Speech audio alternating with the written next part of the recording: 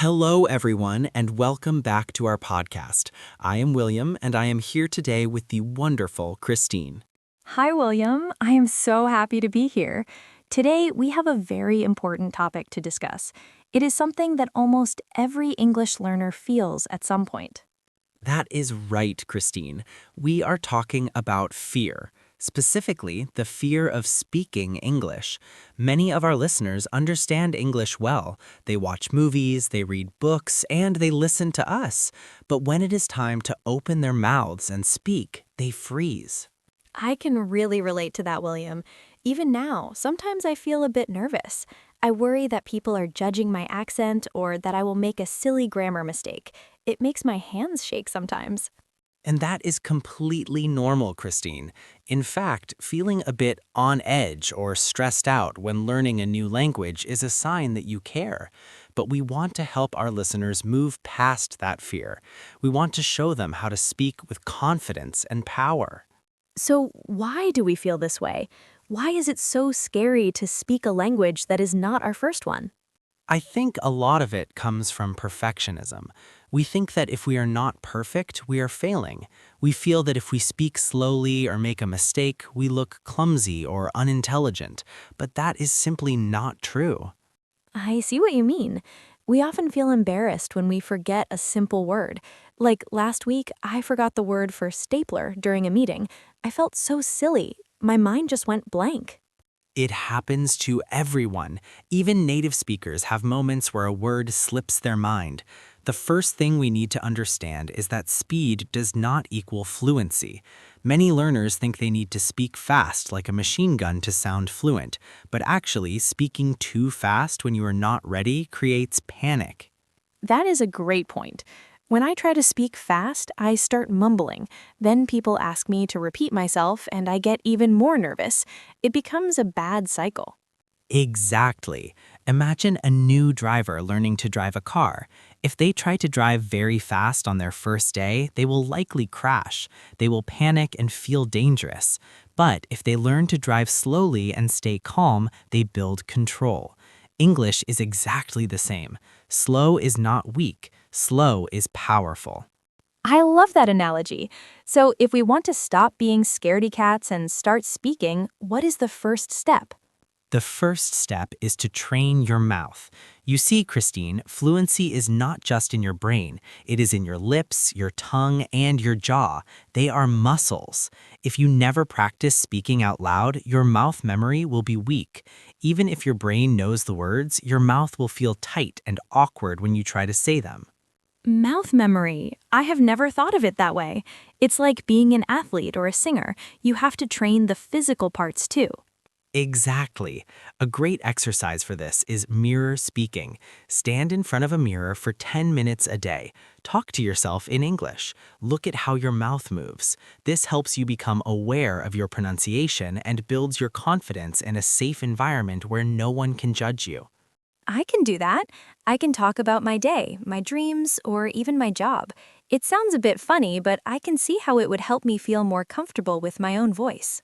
It really does help. Another secret weapon is shadowing.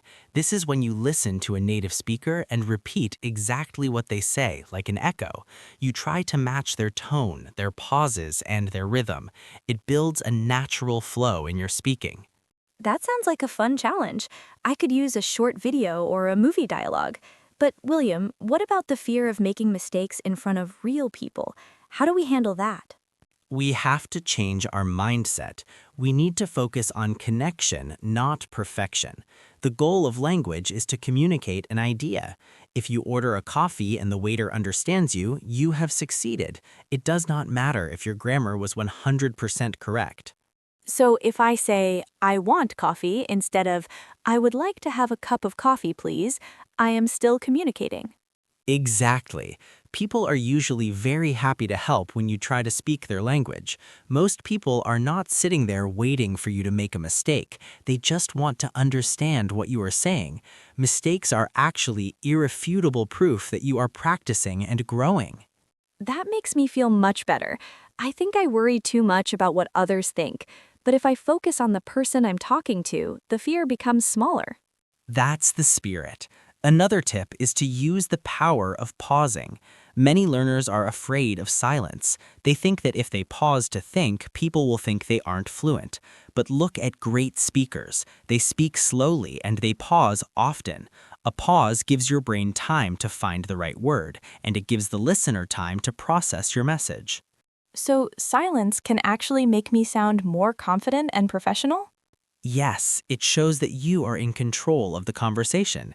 Instead of saying or every 2 seconds, just take a breath. It removes the filler words and makes your English sound much cleaner. I will try to embrace the silence. It feels a bit strange at first, but I can see why it works. Now, William, you mentioned something about living in English, even if we don't live in an English-speaking country. How do we do that? You have to build London in your own room, Christine. You don't need a teacher to be fluent. You need to make English your inner voice. Start by thinking in small sentences.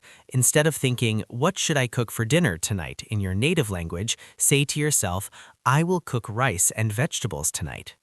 Oh, I do that sometimes. I narrate my day. I am brushing my teeth now. I am putting on my blue shirt. The water is hot. That's perfect. It helps you stop translating in your head.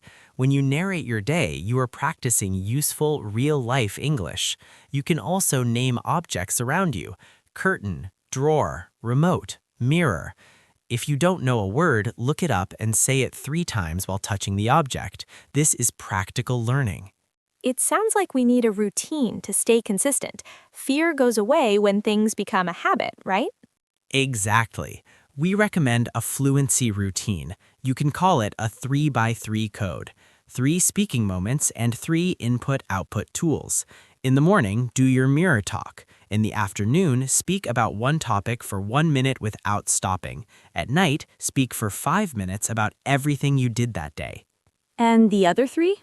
Those are your tools: listening to a podcast or video, activating new vocabulary by making your own sentences, and practicing your thinking in English.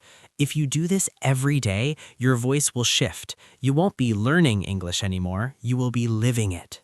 I really like that. It's about taking small, consistent steps. It's like you said earlier, 1 sentence today, 2 sentences tomorrow, and a whole story next week. That is the only way to build real, unshakable confidence. Don't wait for the fear to disappear completely.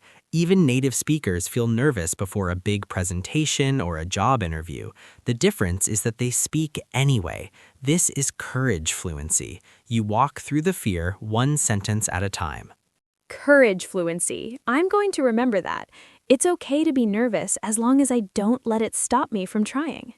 Exactly. And remember, everyone you meet is just another person. Whether you're at the grocery store, the bank, or a doctor's office, the goal is the same: connection. If you can ask for help or share a small story, you are doing great.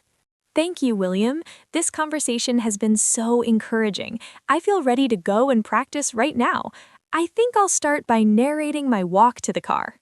That is a wonderful idea, Christine. And to all our listeners, don't be so hard on yourselves. You are doing something extraordinary by learning a new language. Be proud of your progress. Speak clearly, speak slowly, and most importantly, just speak. Yes, don't wait for the perfect time, because the perfect time is now. Even if you say 1 sentence in the mirror today, that's a victory. Well said, Christine. We believe in all of you. Keep practicing, keep listening, and keep believing in your voice. Thank you for joining us today. We hope this helps you feel less down about your speaking and more excited for the future. Until next time, everyone, goodbye. Bye.